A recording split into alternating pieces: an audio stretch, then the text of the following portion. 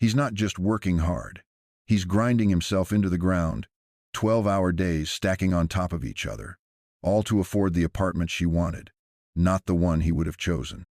He's canceled 3 weekend trips with his friends, trips he had looked forward to for months, because she wanted him available and present for her. He's sitting through her sister's birthday party, making polite conversation with people he barely knows, while the game he's been excited to watch all week plays without him. His bank account grows smaller, his free time evaporates, and the personal goals that once drove him, hobbies, ambitions, dreams, are pushed further and further into the background, buried under the weight of accommodating her preferences and her priorities. Point this out to him and he'll smile, maybe even laugh, and say he doesn't mind. He'll insist he's happy to make those sacrifices because he loves her, because that's what you do in a relationship. Ask her and she'll quickly tell you it's an equal partnership, that it's about give and take, about mutual benefit. And yet when you look past the surface, when you strip away the sweet words and romantic justifications, you find something unavoidable, an imbalance so consistent that it's become invisible to most people. Men consistently give up more than they gain in relationships, while women consistently gain more than they give up. This isn't about one side being good or bad, selfish or selfless. It's not about morality at all. It's about inevitability, the mathematical certainty of how attraction and status really operate once two people commit to each other.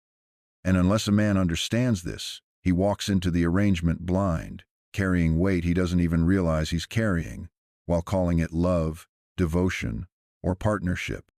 To understand why this imbalance happens, you have to dig deeper than day-to-day sacrifices and look at what truly drives attraction. Women don't seek relationships to keep everything the same. They seek them to improve their lives. This is what I call the upward mobility imperative, the psychological drive that compels women to be drawn to men who elevate their circumstances in ways they couldn't achieve alone. It's not always a conscious checklist. Most of the time it works quietly, like a program running in the background. But the principle is simple. Women are rarely satisfied with a partner who merely matches their current status. They are pulled toward men who can make things better living conditions, better opportunities, better security, better access to experiences. That's why women are naturally drawn to men who are older, more established, more stable, more capable of creating a life that feels safer and richer. It isn't greed. It isn't gold digging. It's attraction itself, coded into how women are wired to choose. Their circuits aren't calibrated to keep things level. They are calibrated to seek improvement. This is why a woman can genuinely love a man and still expect the relationship to come with measurable benefits. She may feel deep affection, but alongside that affection runs an expectation that her life with him will be better than her life without him. That expectation is what creates the enhancement demand, the belief that relationships should elevate, not just maintain. And it's why women often lose attraction when a man's status declines or when he stops providing the upward trajectory she unconsciously expects.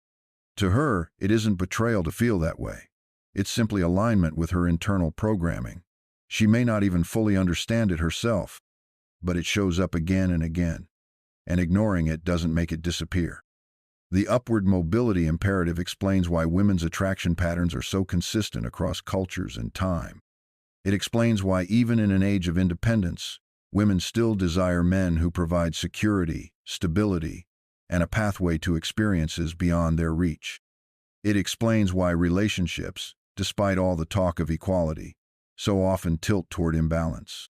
Because if the very foundation of attraction is tied to a man providing enhancement, then imbalance isn't a flaw, it's the structure itself. And for men, pretending this structure doesn't exist isn't noble. It's dangerous, because a man who doesn't see this truth clearly will spend his life over-investing, mistaking sacrifice for love, while never realizing he's operating inside a system designed to demand more from him than it ever returns. What makes this upward mobility drive possible is something most men never stop to notice, because it has become so natural, so normalized, that it blends seamlessly into the background of modern relationships. I call it the value transfer protocol, the ongoing process by which resources, time, and energy flow from men to women as the silent currency of romance. It's not usually framed that way, of course.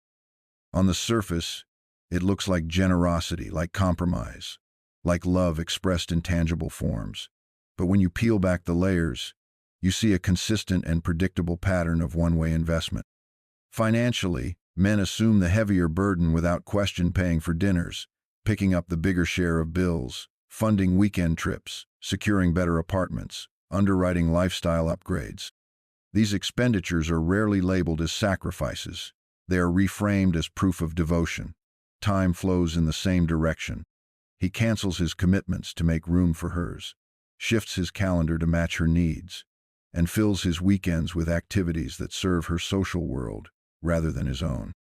The relationship slowly reshapes his schedule until the hours he once had for personal goals are redirected into maintaining the bond. Opportunity is another form of transfer that few acknowledge. When a man chooses his relationship over a professional opportunity, when he declines a trip that could strengthen his friendships, when he steps back from networking that might advance his career, he is paying with options that disappear silently into the background. He tells himself it's compromise, but in practice, it is a narrowing of his path so hers can remain open. Then there is energy, the endless stream of emotional labor men pour into their relationships. They listen, they reassure, they comfort, they validate, often without receiving the same in return. Women lean on this resource constantly, sometimes unconsciously, rarely considering how much it costs to keep providing it. And finally, there is lifestyle elevation, the subtle but powerful upgrade that comes from being with a man who can offer access to better housing, broader social circles, exclusive experiences, or material comforts. The restaurant she brags about, the weekend trip she posts, the new living space she adores more often than not, these come from his capacity to elevate her life beyond what she could create alone. This entire protocol is so woven into modern dating and relationships that it hides itself in plain sight. Both sides develop justification systems that disguise the imbalance. When he pays, it's generosity. When he sacrifices his goals, it's compromise. When he carries her emotions, it's partnership. These words soften the reality that one person is giving more than they are getting, and because it all feels normal, no one challenges it. Men tell themselves this is what love requires. Women accept the benefits as natural, rarely considering how systematically they add up. But whether or not either side consciously admits it, the numbers are always running in the background, and the math doesn't lie. This brings us to the harsh clarity of what I call the investment asymmetry reality, the undeniable truth that men, across nearly every measurable category, put in more than they get back. Men spend more money, not just on dates and gifts, but on the long-term expenses of cohabitation and lifestyle maintenance. They invest more time, adjusting schedules, making sacrifices, and taking on responsibilities that keep the relationship stable. They pay more in opportunity costs, shelving ambitions, declining alternatives, and narrowing their focus to ensure the relationship comes first. And they drain more emotional energy, pouring themselves into solving problems, soothing anxieties, and maintaining balance. The reciprocity illusion hides this imbalance by making different kinds of contributions feel equal. Emotional affection is presented as equivalent to financial provision. A listening ear is presented as equal to sacrificing an opportunity. On paper, it looks like a trade. In reality, the costs are vastly different. The imbalance becomes impossible to ignore when relationships falter or end. Breakups expose the true exchange rate. Men typically leave with heavier losses financially, through divided assets or drained savings, socially, through fractured friend groups, practically, through moving out and rebuilding from scratch. Women, on the other hand, often leave with an improved financial baseline, richer life experiences, broader networks, and elevated standards shaped by what he once provided. This is not because women consciously exploit men, but because attraction itself is structured in a way that makes these outcomes predictable.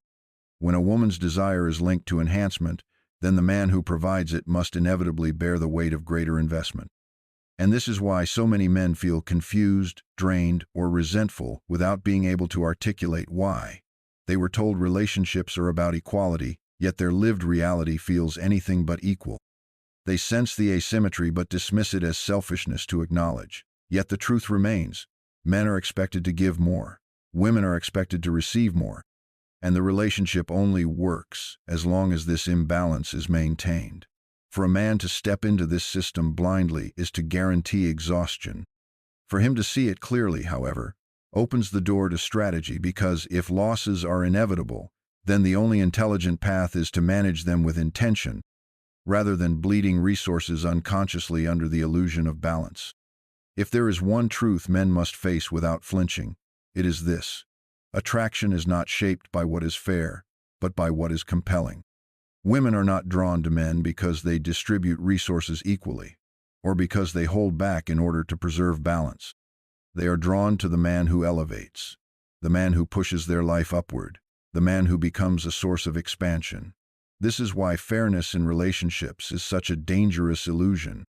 A man who insists on keeping score, on demanding exact reciprocity, will often find himself abandoned, not because he is wrong, but because he fails to understand how desire actually functions. Desire is asymmetric by nature. Women are biologically and psychologically tuned to seek the man who can take them further than they could go alone, further in status, further in lifestyle, further in experience. And so the harsh paradox emerges. If a man invests nothing, he is invisible. But if he invests without restraint, he is consumed. This paradox breeds the resentment so many men secretly carry. They look back at years of self-sacrifice, financial depletion, missed opportunities, and wonder why loyalty and gratitude weren't enough to hold the relationship together. They feel betrayed, but what they are really confronting is the mechanics of attraction itself. Love, as it is commonly preached, tells men to give endlessly in order to be valued. Attraction, in its raw form, tells men to give strategically, because value is not measured by generosity but by scarcity and strength. The man who gives everything has nothing left to be desired. The man who controls his investments, who chooses carefully where his time, energy, and resources flow, remains an enigma. He becomes the source that never runs dry because he does not allow himself to be drained. This is why strategy becomes survival. To navigate relationships without a plan is to invite ruin, because the system itself is tilted.